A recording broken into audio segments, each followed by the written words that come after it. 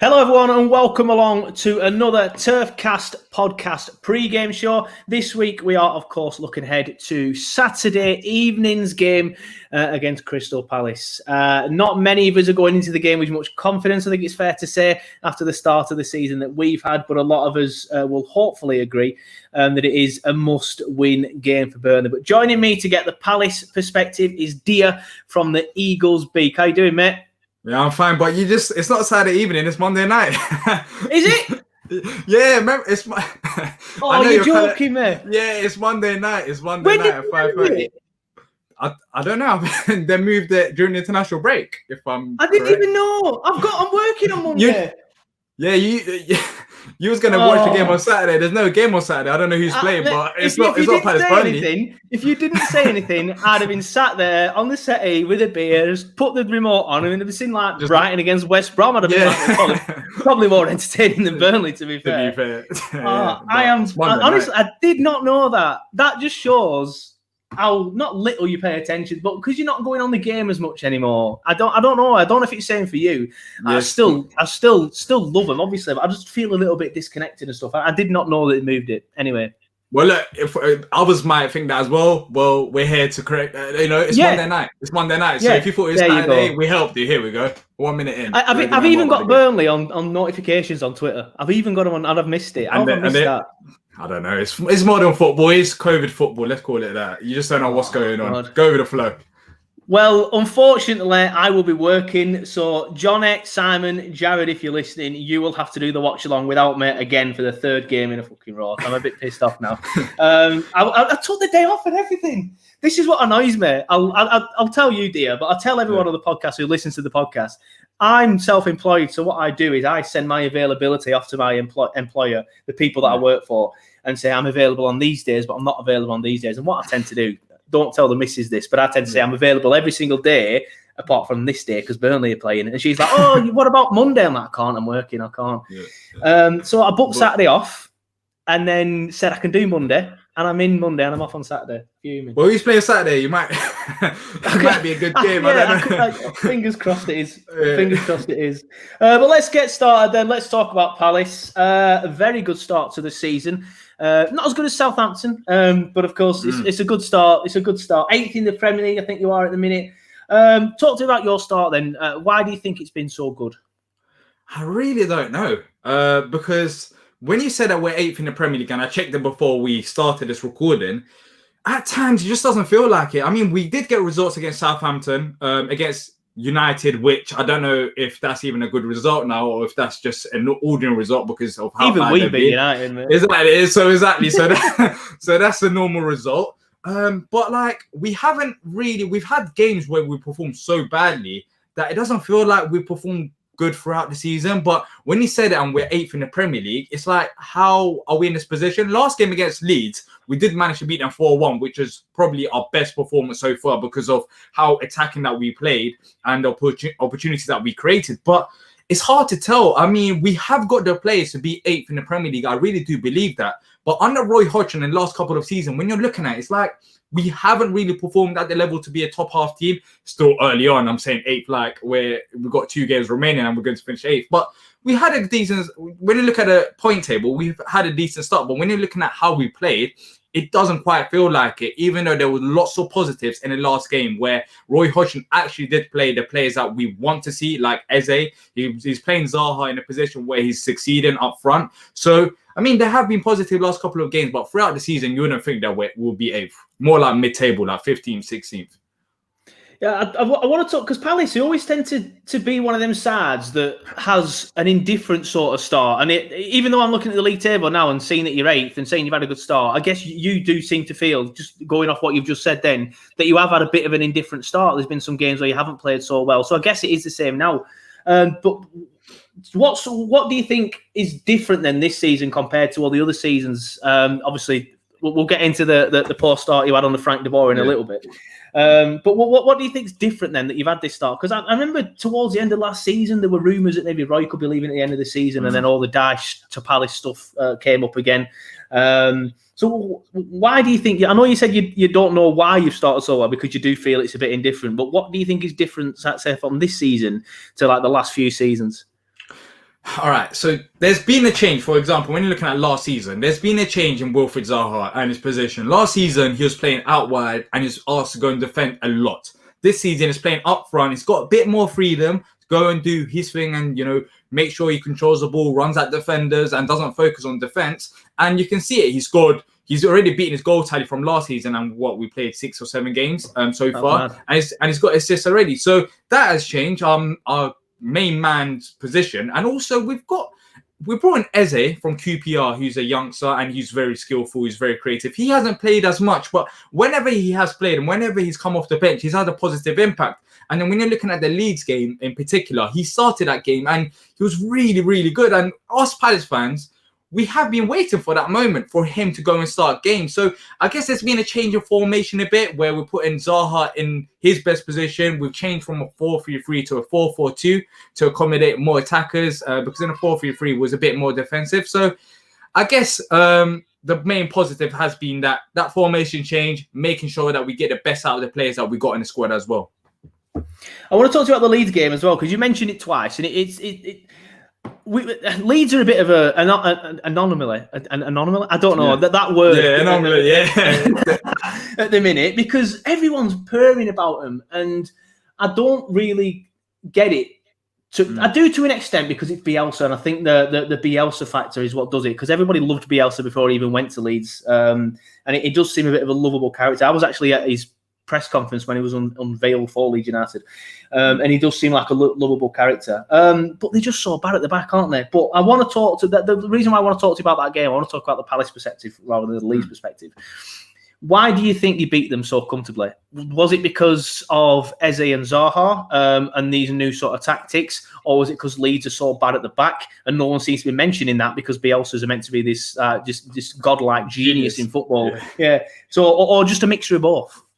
You know what? I think it was Leeds. I really do think that. I mean, Palace fans did say that we changed it about. We're a bit more attacking. Yeah, we had a little tweak in the system. Of course, we brought in Eze and he was starting and he had a positive contribution because that's what he does. He's that creative player going forward. But when you look at the way that Leeds played, I couldn't believe it at times where we had so much space in the middle of the pitch because we managed to beat the press, which I was worried about, but the press didn't work as effectively.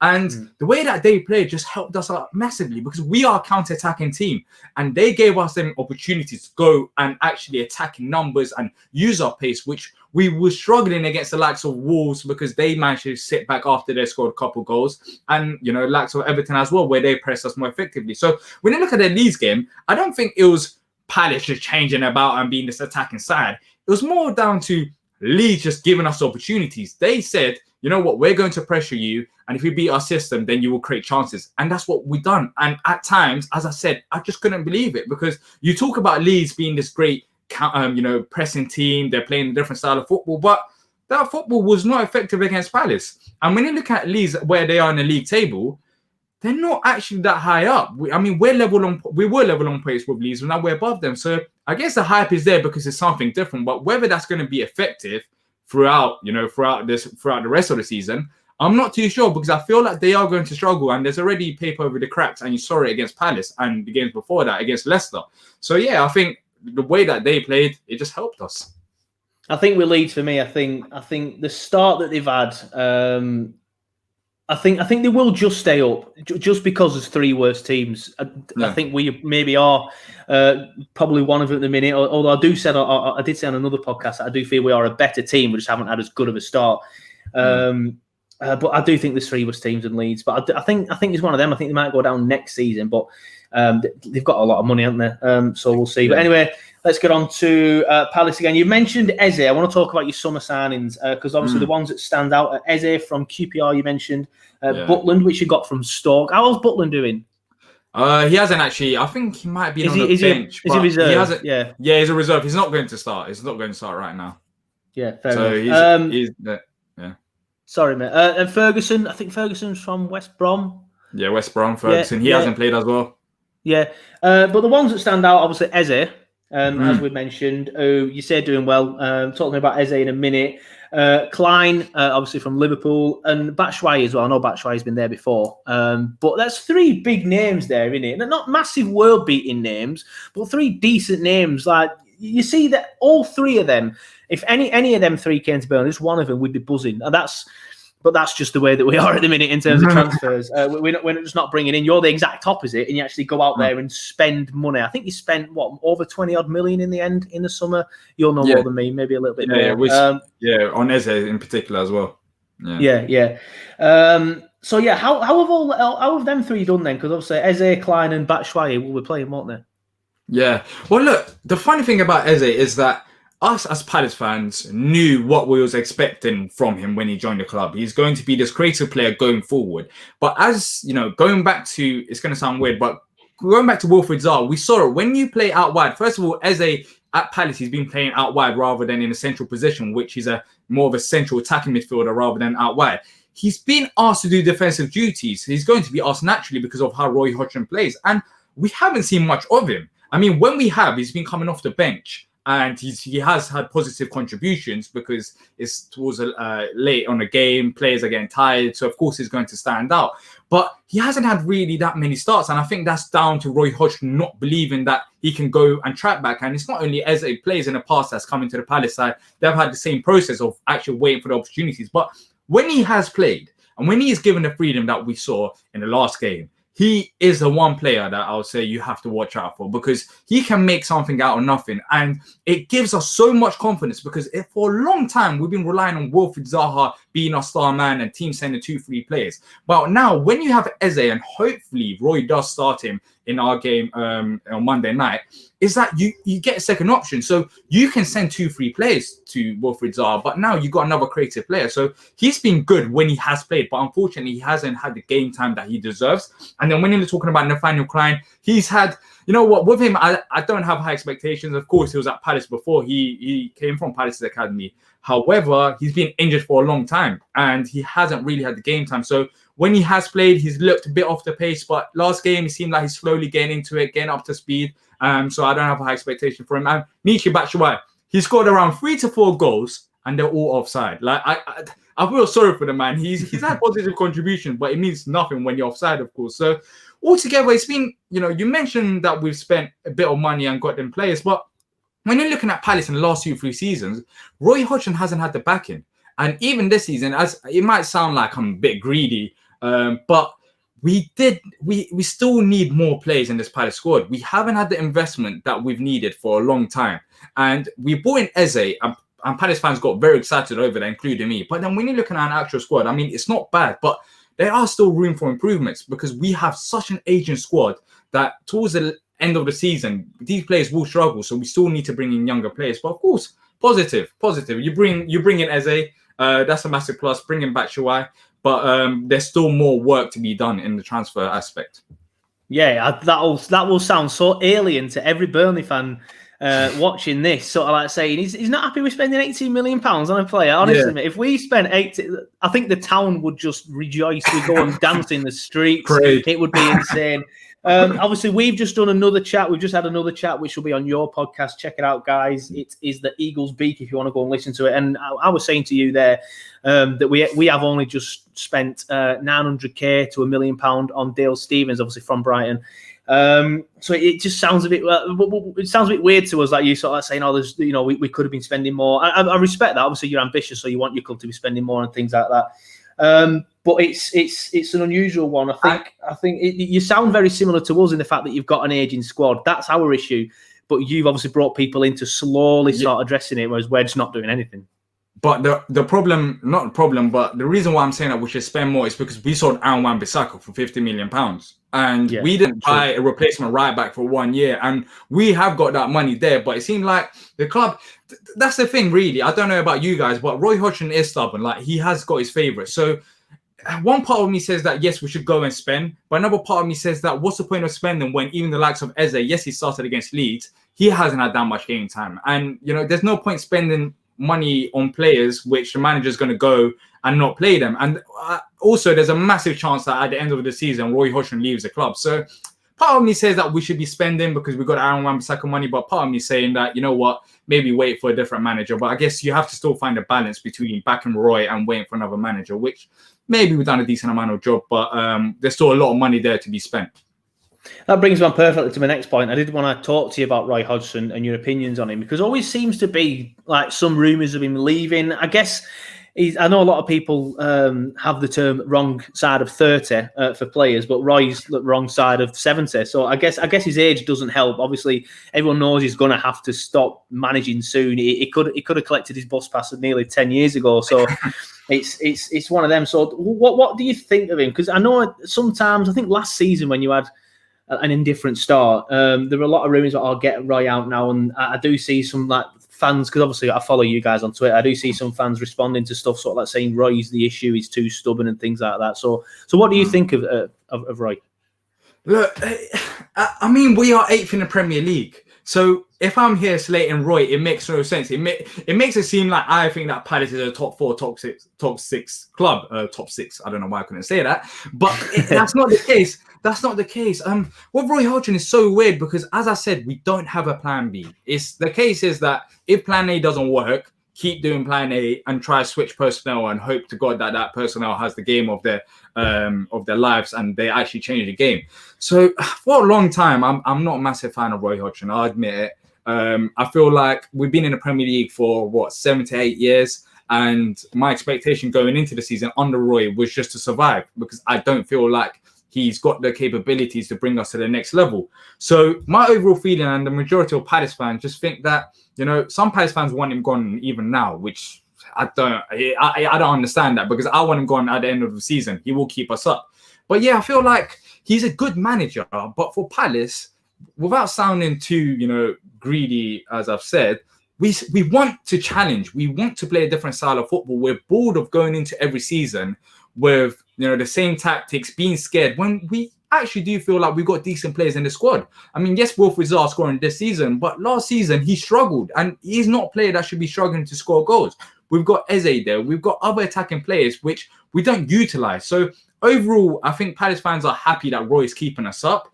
But Palace fans like me, at the end of the season, not right now, at the end of the season, I feel like it'll be a good time to move on. We need younger players. We need younger manager. And we need a different direction, because it is getting really boring, even though we're staying up to watch Palace play. Because yes, we managed to get a result last game, but it's so inconsistent. And at times it's like, when it's not working, why can't we change it about? And that's the only frustrating thing. So Roy Hodgson, decent manager, great guy as well. Don't blame him for who he is. But it's just, you want to change. You want to change because you want to see something different in terms of style. And we haven't really seen that 2-3 years of football. And at times I've been so bored, even when we're winning. It's like, what's the point? But yeah, I guess he's going to leave at the end of the season. I'll be massively surprised that if he's a Palace manager. And the likes of, not Sean Dyche, that's changed, but I'm expecting Eddie Howe to come to the club. Really, Eddie Howe, that'd be interesting. Not, but he was at Burnley, Eddie Howe. I don't know. I think he spent a lot of money at Bournemouth. I'm not Eddie Howe's biggest fan, and to say that they still went down with the money that he spent, I think you could do better than Eddie Howe. Definitely, I'm not a big fan of Eddie Howe. I was gonna. So I'm glad we're talking about this, because I was just going to ask you about that. Who do you see coming in then? Obviously, you've answered that question, so no need to answer that again. But obviously, there's always been talk about Sean Dyche going to Palace, and I don't really know what the link is, other than it's a bit further south, and the clubs always seem to be in a similar sort of area in the Premier League. So it's not really like Sean Dyche having a massive step up, but it's going to a club that will back him and things like that, and then he can sort of like maybe progress, because a lot of people always say, but he's taken Burnley as far as he can, but with Palace with some backing he could probably take him further. That's just me guessing. But what do you think's changed then? Because because you said they're not Sean Dyche, that's changed now, and I do feel that I don't really understand, because I always feel that Sean Dyche is very similar to Roy Hodgson. So I think if you wanted to go in a different direction, it would be too similar to bring Dyche in when getting rid of Hodgson. So what do you think's changed? I feel like Sean Dyche has been mentioned for a long time to Palace, and Eddie Howe, because he got sacked. It's pretty much out of them two that's been mentioned. But I think the thing that has changed is not what I want. I think I wouldn't. It sounds crazy, because as you said, they are two similar type. But then Sean Dyche, he still managed to get the results to get into European football, and he managed to utilize the players in a better way. So if Sean Dyche comes in and he manages to utilize Palace players in a better way, then that makes sense. But then there are Palace fans who are just thinking about Sean Dyche, and they're saying, well, if Sean Dyche comes into Palace, is he going to be the right man? Because you look at our squad, it doesn't feel like a Sean Dyche type of squad in terms of we've got characteristics in the squad, and I don't know if this is true. You let me know, because we've heard that Sean Dyche is very strict in the dressing room. I don't know if you know, no phones allowed. Is that actually true? No phones. I'm not sure. I'm not sure about phones. He is very strict. You're not allowed to wear headphones on the team coach, for example. I'm pretty sure if he went to Palace and then he said to Wilfried Zaha, "No headphones, mate. Take them beats off. You look stupid." It just tell him to piss off, wouldn't it? Like, you know what I mean? Exactly. I can't see that working. I can't see that working with bigger name players, and I think that's why he bars the type of players that he does at Burnley, because of his mentality. Yeah, see, that's a problem. It's like when you look at our squad, I think there might be a bit of a culture clash. It's not only Zaha, you got Batshuayi there, and you got Sakho there. You just got different type of players to what you see at Burnley. So that's the only worry with Sean Dyche. But I would still take him over Eddie Howe, because Eddie Howe, it depends on what you get. As you said, he spent a lot of money at Bournemouth, and they had some class players there as well, but still managed to get relegated. And ideally, you would prefer, with all due respect, you would prefer someone other than Sean Dyche and Eddie Howe, because, as I said, I want to go a different direction. But realistically, with Palace, we had a Frank de Boer experiment. It didn't work. And I just don't see the club going and bringing in another foreign manager at this stage. I think the club will be happy to bring in a younger manager than Roy Hodgson, which is not a hard job, because no, every manager is younger than Roy Hodgson. Exactly, which is not a hard job. But maybe, let's say, much younger, like when you're talking about 50s to 60s max, and have a different project. So Eddie Howe club, it seemed like it'll be Eddie Howe. I'll be honest with you, it seemed like that's the most likely. But me personally, Rafa Benitez, it'll make sense if he wants to come to Palace. He's done a good job at Newcastle. Got annoyed there with not the backing. If he comes to Palace and we promise him the backing, I feel like he's won before, and that would be a good fit if he wants to come to Palace. Yeah, definitely. I think a lot of clubs in sort of that Palace position had want Benitez, so I do think that'd be a good fit. You mentioned Frank de Boer there, and again, it's the perfect link. It's almost like we've practiced it, because I want to talk to you about that season under Frank de Boer, simply because it was a very bad start from you guys. I think you lost, what was it, the first 6, 7, maybe even 8 in a row. Yeah. You were absolutely shambolic at the start of that season, and everybody was like, well, Palace are down, they're not going to recover from this. Obviously, you did.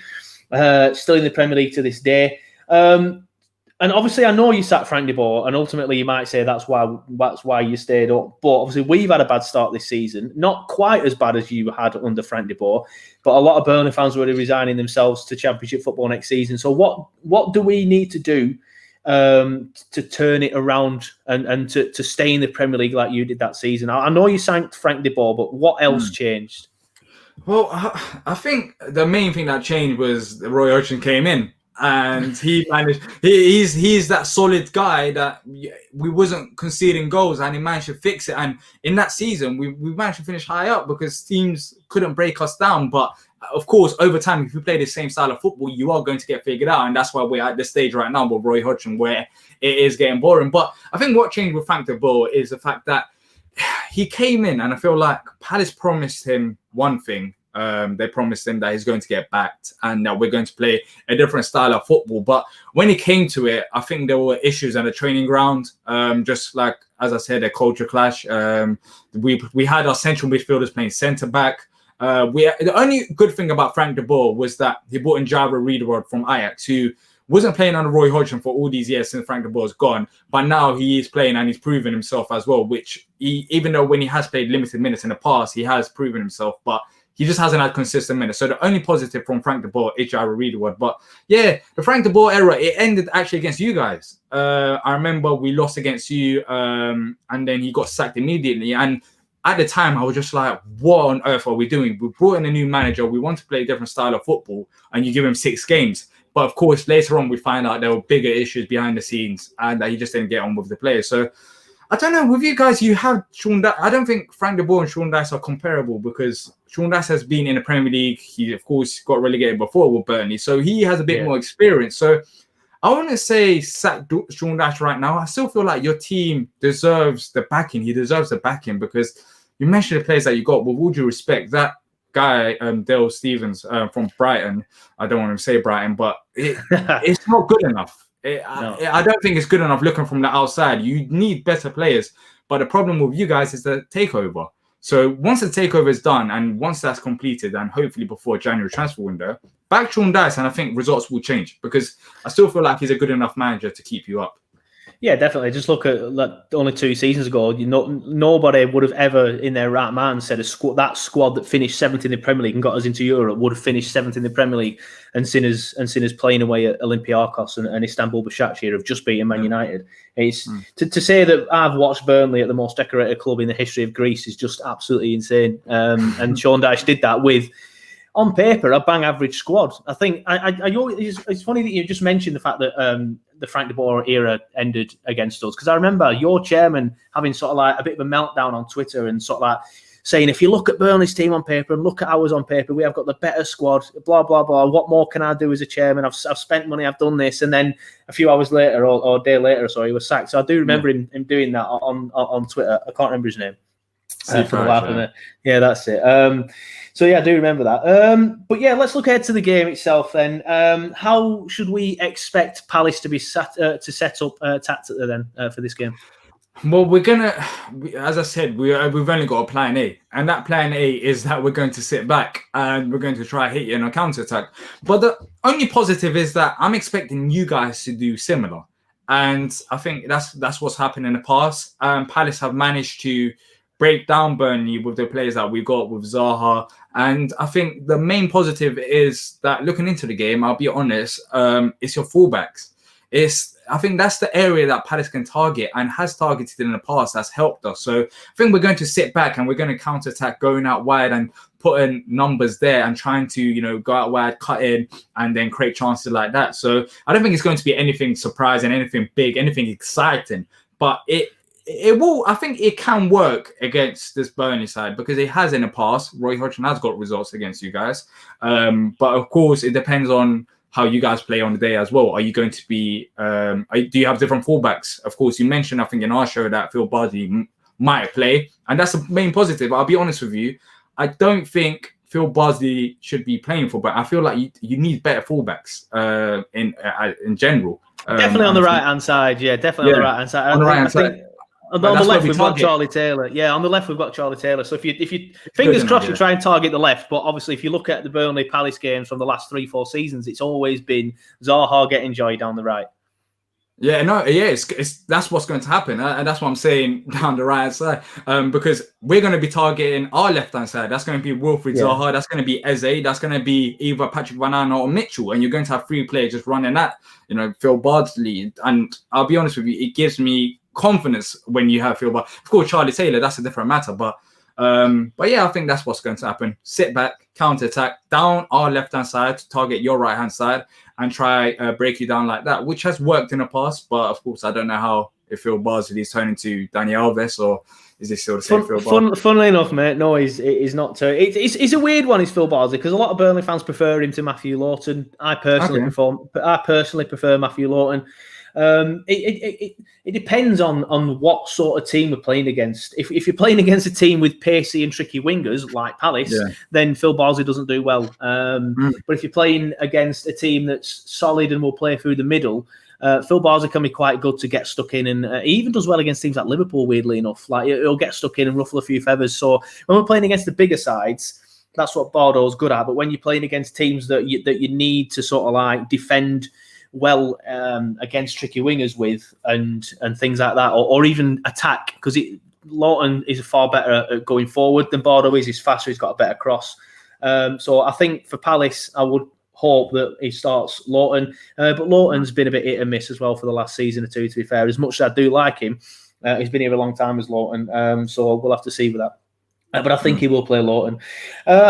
Talked about your danger men then. There's obviously Wilfried Zaha. You've talked a lot about Eze. Are they the main two or is there any more? I wouldn't say danger man. And in the game, you'll notice it as well if he plays as he has throughout his Palace career, which he hasn't had many game time. It's Jairo Riedewald if he starts in midfield, because he is going to control that midfield and he does everything that he needs to do. He's not a fancy type of player, but he'll sit back, he'll look at the passes, he'll intercept them. He's very composed on the ball. So it's out. of course, when you think of danger man, you think of skillful players, but I'll still class Jairo Riedewald as a danger man because he can break down the play and he's very confident on the ball. So I think that's one player that gets unnoticed when you play Palace. And another danger man on this day can be, as I mentioned, Van Aanholt as well, down the left-hand side, because as much as he's so bad defensively, he's very good going forward. So if he has one of them days down the left-hand side, overlapping Eze, overlapping Zaha, then that's another player that I need to watch out for, especially if your fullbacks are weak. But yeah, I think that's pretty much it. And I wouldn't say that we have a squad full of danger men, of course, Zaha and Eze, but we've got some decent players that can do their jobs as well. Michy Batshuayi, Jordan Ayew, give them a chance in front of goal, they will finish it. I mean, we've got players who can do the basic jobs, but I think we've got the right balance. We've got the likes of Zaha and Eze, and we've got the likes of Jairo Riedewald and Jordan Ayew as well, which helps us get the results under Roy's system. It sounds like you're quite confident going into the game then. I think a lot of Burnley fans would love that feeling. I've not felt confident going into a game since the end of last season. It was weird last season because we had lockdown. We weren't doing that. We were doing all right. We were a little bit hit and miss. We'd just drawn against Tottenham. Then we had the lockdown. And then we played, I can't remember who we played first. Man City. We played Man City first after lockdown. I got absolutely murdered, as you'd expect. Every time we play Man City, it's 5-0. Honestly, just check it out. 5-0 every time when we play at City. And it was 5-0 again. And then we played you after it. And then we won that game. Then we just won and won. And we just kept picking these results up out of nowhere. So that's the last time I felt confident. This season, we just lose. Oh, a 0-0. Lose. Another 0-0. But yeah, so basically, a long-winded way of asking. You do seem a bit confident. What's your prediction going into this game then? I think my score prediction going into this game is I've been so confident. I mean, people are going to watch this back and they're going to be like, look at this fool. We were so confident. Now they lost. Fingers crossed, man. We're not. But 2-0 Palace. I've got this confidence. It's not even the Leeds game. I just feel like the way that we set up, I just know that it plays in Palace's favour. We have got results against you in the past. And I feel like the way that you started the season, I mean, in the past, we've had results when you were playing good and not in this position. So you would expect, with all things considered, that Palace should go into this game and get a result. And we've been good defensively and you've struggled to score goals. So on paper, it should be 2-0. But then again, this is Palace. So I wouldn't be surprised if we manage to lose 2-0 as well. But let's just fingers crossed on my side of things that it is 2-0 and we do get a result because we're looking at this game, Burnley are struggling, you guys are struggling, and we're looking at it to get points and, go up the table. And I guess you guys are looking at this game as a must-win type of game as well, in a way where you don't want to lose against Palace because then you're even in more deep trouble. Yeah, I think we've got some tough games coming up. I can't remember off the top of my head, but we've got a few of the top four sides coming up, like the traditional top four. I'm not talking your Southamptons and Leicesters. I'm on about your traditional top four. For me, I'm going to go in and probably think it's... I'm just not confident at all at the minute. You've still got to back Burnley at home against a non-top six side. But at the minute, I don't feel like we can score. So I'm just going to go 0-0 again. And it will be absolutely tedious and everyone will be fed up if it is another 0-0 and it's not enough. But I just can't see where we're going to score. It's weird though, Burnley Palace games, because they always do seem quite tight. And I know you've mentioned you've had joy against us, and you have. I'm not disputing that. I think you beat us 3-1 at the Turf last season, but obviously we won then at Selhurst. It tends to be like a bit hit and miss. Sometimes we'll have a good run or a good win against you, and then the season after you have a couple. So it's a bit weird. I always feel like our games can go either way because they're two very evenly matched sides. But this season, I do think you're a little bit better, mainly because you've strengthened and we...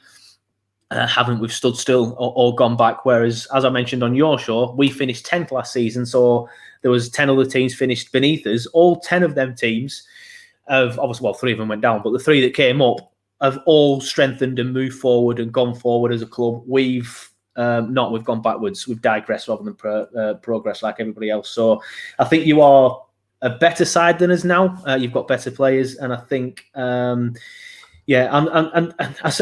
I'm choosing 0-0 to not choose a defeat is basically what I'm doing. That's basically what I'm doing. I'm predicting 0-0 because I don't want to predict us getting beat. Yeah, with the point that you made, I feel like it doesn't matter how good of a team you've got in the Premier League. If you don't strengthen season by season, you're just going to just fall back because other teams will. Exactly. with the Burnley squad, yes, Sean Dyche has done a brilliant job in the past and he's got into European football. And you would think, well, if that's happened in the past, then surely right now he should be able to keep us up because the squad hasn't changed. We still got quality players there, but I feel like teams just figure out you just need fresh faces at times at squads, and it's not only for Burnley, it's just everyone in the Premier League. If you don't strengthen, you just naturally fall back because everyone else has. So I feel bad for Dyche and I feel bad for you guys, but you're in a position where in a month or two that picture can change if the takeover happens, but that's a big if. And of course there's that uncertainty as well. You're worrying about relegation, you're worrying about the takeover. Yeah, I feel for you guys. I do. It's not easy. It's not tough. It's not. It's a bit weird, and the fact that we can't get on the game and voice our frustrations as well makes it even harder. But big shout out to Dyer for coming on. I really appreciate it. Honestly, mate, it's been a good chat. I've really enjoyed it. I'm glad you feel bad for us because we feel bad for us as well. And also, if you're listening, Mike Garlick, it's quite. Everybody knows if you don't strengthen, you fall behind. Everybody knows that. Even the Crystal Palace podcast host knows that, mate. Everybody knows it. So we need to strengthen. Even if you're still here, Mike, strengthen in January, please. If you listen, I don't think he watches. I don't think he listens. But if he does, fingers crossed. Yeah. But like I said, big shout out to coming on, mate. And where can people find you? Yeah, you can find us on Back of the Nest, at Back of the Nest, or on Twitter, and also for me it's at DIYAR_KURNAZ Diakonas. But yeah, that's if you want to see about Paris ramblings and other stuff. I don't it's one of the. I'm one of them guys that does actually like to do that because I'm into podcasting and things like that. So if anyone else is into podcasting, you will want to see that. But like I said, big shout out to you, mate. Thank you for coming on. And I'm sure we'll do it again when we play you in the Premier League later in the season. Yeah, definitely.